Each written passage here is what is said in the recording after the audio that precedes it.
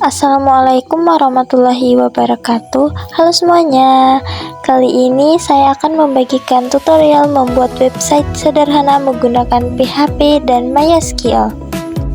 Sebelum kita mulai membuat website, kita perlu menjalankan SUM terlebih dahulu. Di SUM ada dua bagian penting yang harus di-start, yaitu Apache dan MySQL. Jadi, Apache dan MySQL harus di-start supaya website bisa berjalan dengan normal dan data bisa disimpan serta ditampilkan. Setelah Apache dan MySQL sudah aktif, langkah selanjutnya adalah membuat database dan tabel. Di sini saya akan membuat PHP MyAdmin melalui browser dengan mengetik localhost /php MyAdmin. Jadi, ketika kita sudah mencari di browser, maka tampilannya akan seperti ini. Setelah itu, kita lanjut dengan membuat database tabel barang dan tabel karyawan. Di sini, saya sudah membuat database-nya, tapi saya akan memperlihatkan bagaimana cara membuatnya. Jadi, simak baik-baik. Karena tabel barang sudah ada sebelumnya, maka saat tutorial saya membuat tabel baru dengan nama TB barang yang G-nya double, yaitu barang GG, supaya tidak bentrok dengan tabel yang lama. Lalu dilanjutkan dengan mengisi filenya, kode barang, nama barang, jumlah barang, dan harga barang. Kemudian untuk tipenya diubah menjadi varchar. Ubah semuanya menjadi varchar. Setelah mengisi file dan memilih tipe, kita perlu mengisi angka 50 di bagian like atau size. Angka ini berfungsi untuk menentukan batas maksimal jumlah karakter yang bisa disimpan. Jadi, artinya data yang dimasukkan maksimal 50 karakter. Jika data yang dimasukkan melebihi batas tersebut, maka data tidak akan tersimpan atau akan terpotong. Kemudian kita klik save. Nah, jika sudah kita buat, maka tampilannya akan seperti ini.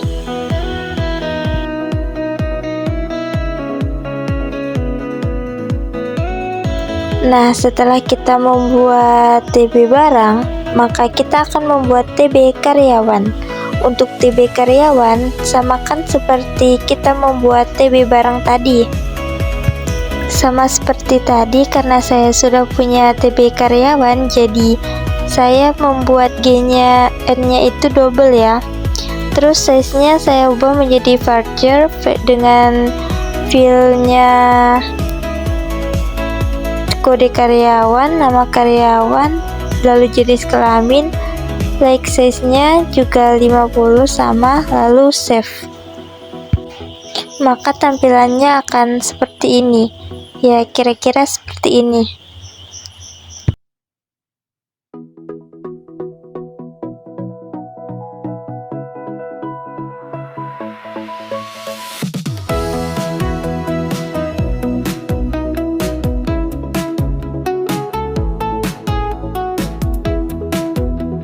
Di sini HTML menandai awal dan akhir dokumen HTML.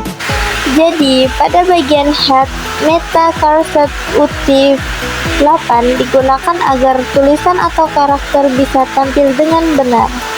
Untuk bagian meta, name, dan seterusnya, supaya tampilan website menyesuaikan ukuran layar. Untuk yang title data barang, itu berfungsi untuk judul halaman yang muncul di tab browser. Untuk di bagian PHP include menu navigasi PHP, itu digunakan untuk memanggil file menu navigasi.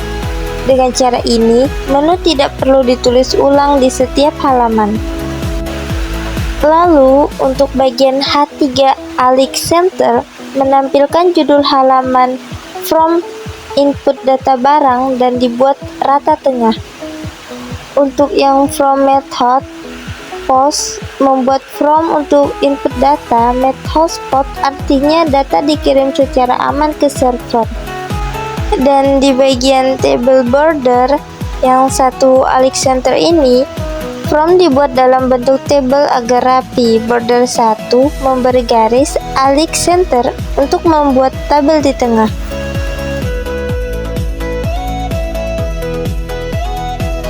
Kemudian di bagian TR, yaitu baris tabel, digunakan untuk membuat satu baris di tabel. Kemudian yang TD kolom tabel, yaitu TD kode barang dan TB input tipe teks dan seterusnya. TD pertama adalah label dan TD kedua berisi input data. Input tipe teks digunakan untuk input teks seperti kode dan nama barang. Untuk yang name kode, name nama, dan lain-lain, atribut name digunakan agar data bisa dipanggil di PHP, misalnya dengan post kode. Untuk yang bagian tombol submit digunakan untuk mengirim data from. Atribut name berfungsi sebagai penanda agar PHP mengetahui bahwa tombol simpan telah ditekan, sehingga proses penyimpanan data bisa dijalankan. Pada bagian yang TD call span 2 alik right, yaitu artinya menggabungkan dua kolom menjadi satu, biasanya dipakai untuk tombol.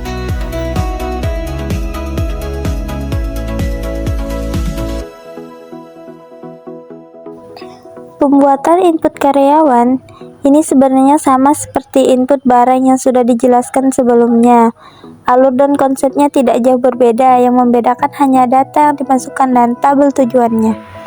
Dan secara garis besar langkah-langkahnya tetap sama, yaitu membuat from input menggunakan from, menggunakan atribut yang sama seperti metode post untuk mengirim data, input tipe teks untuk memasukkan data, input tipe submit untuk menyimpan data.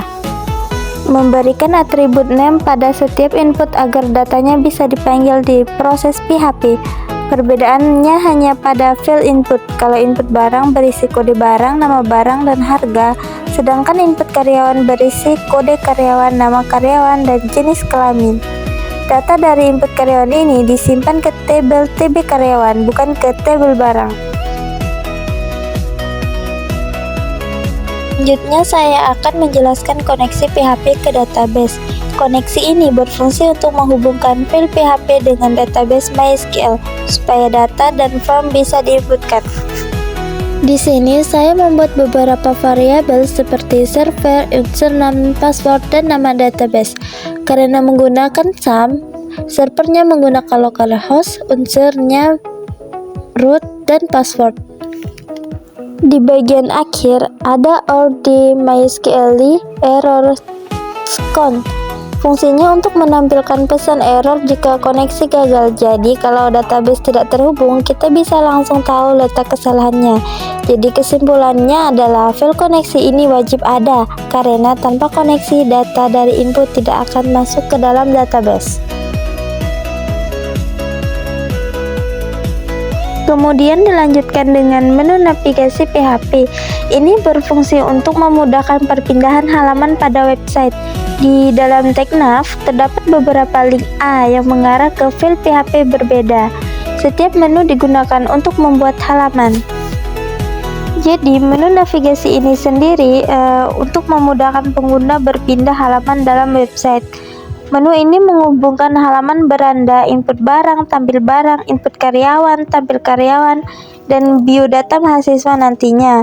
Dengan adanya menu navigasi ini, pengguna dapat mengakses setiap fitur dengan cepat dan website menjadi lebih terstruktur.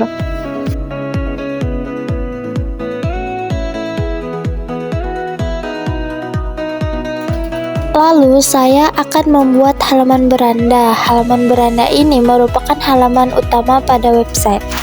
Pada bagian ini digunakan struktur HTML dasar untuk menampilkan informasi dan menu, seperti yang sudah saya jelaskan tadi. Tag H1 dan H2 digunakan sebagai judul, sedangkan UL dan ULI digunakan untuk membuat daftar menu. Setiap menu menggunakan tag A yang berfungsi sebagai link ke halaman PHP lain. seperti input barang, input karyawan, tampil barang, tampil karyawan, dan biodata mahasiswa. Dengan adanya halaman beranda ini, pengguna dapat mengakses seluruh fitur aplikasi dengan mudah.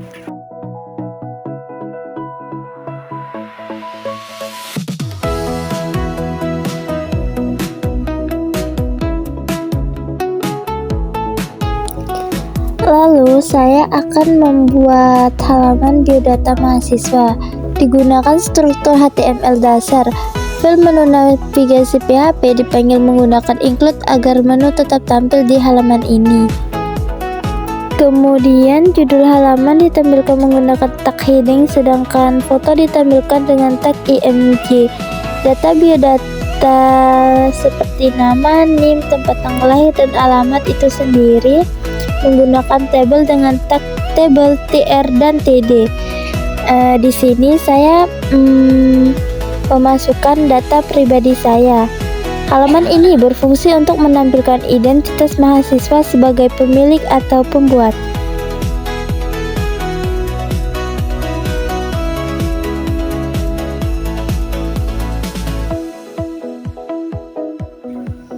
Ketika kita sudah membuat beranda, membuat biodata tadi, kita masukkan di menu navigasi yang telah dibuat tadi agar bisa tampil, agar memudahkan kita untuk melihat di website nanti.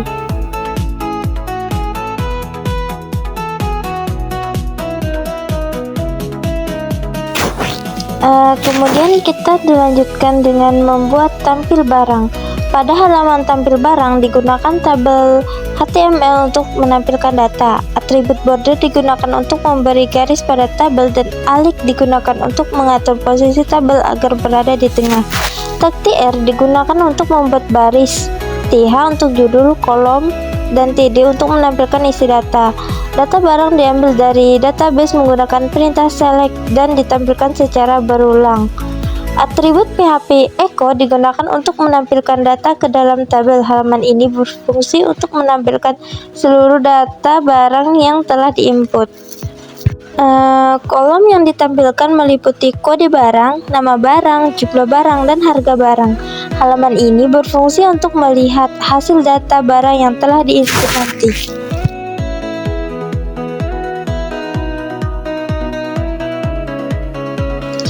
Lalu kita akan membuat halaman tampil karyawan. Halaman tampil karyawan cara kerjanya sama seperti halaman tampil barang tadi, yaitu mengambil data dari database dan menampilkannya ke dalam tabel. Perbedaannya terdapat pada data yang ditampilkan, yaitu kode karyawan, nama karyawan, dan jenis kelamin. Halaman ini berfungsi untuk menampilkan seluruh data karyawan yang telah diinputkan.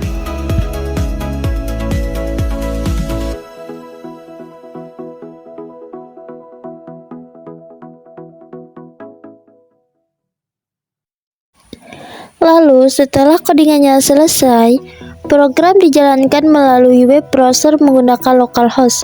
Localhost merupakan server lokal yang digunakan untuk menjalankan website secara offline. Dengan mengetik alamat localhost, nama folder atau garis miring beranda .php, halaman website dapat ditampilkan dan diuji langsung di browser.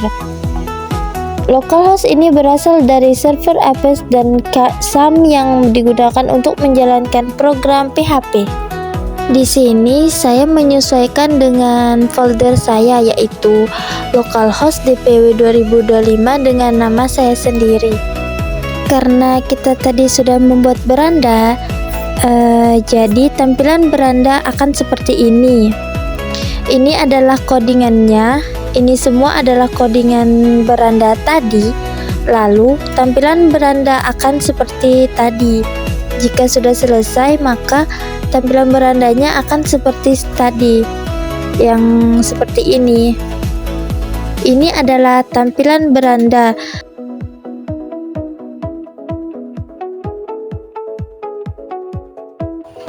Lalu, tadi kan kita sudah membuat menu navigasi di Sublime. Ini codingan menu navigasi, maka tampilannya akan seperti ini.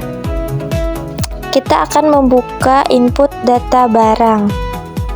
Nah, ini adalah fungsi dari menu navigasi tadi yang berfungsi untuk memudahkan pengguna berpindah halaman dalam website. Dilanjutkan dengan input data barang. Di sini kita tadi sudah membuat input data barang di Sublime. Ini codingannya. Lalu kita akan buka di sini. Jangan lupa kita refresh, lalu kita coba inputkan di sini. Di sini saya klik satu dengan nama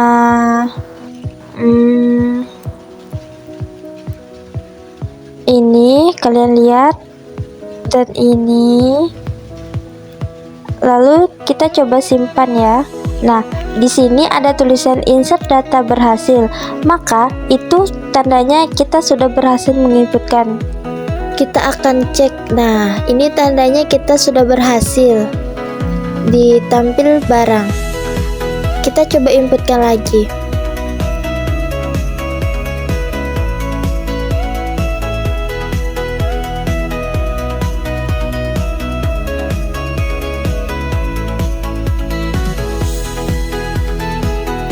Lalu kita simpan. Nah, kan ada tulisan insert data berhasil, berarti kita berhasil menginputkan. Ini saya coba lagi menginputkan barang.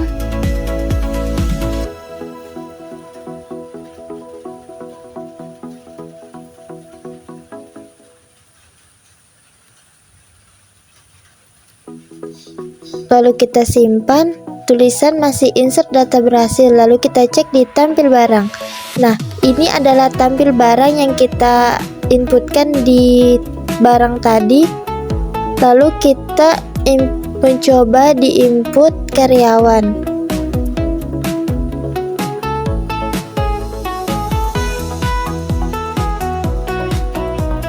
Lalu simpan, insert data berhasil, berarti berhasil ya. Kita inputkan lagi.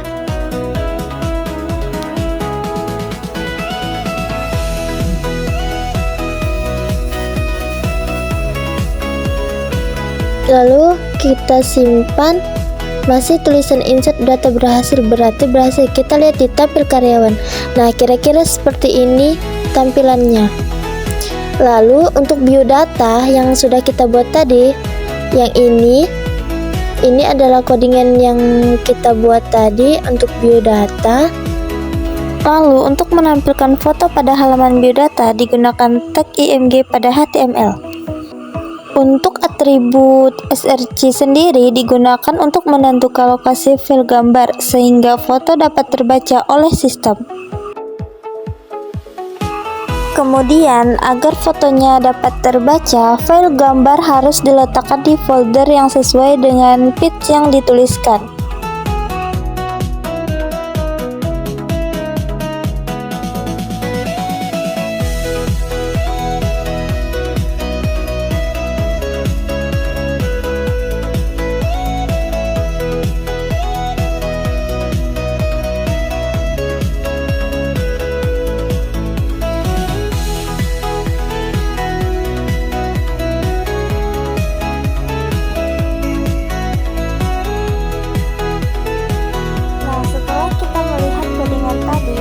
Sudah membuat biodata mahasiswa, jadinya akan seperti ini.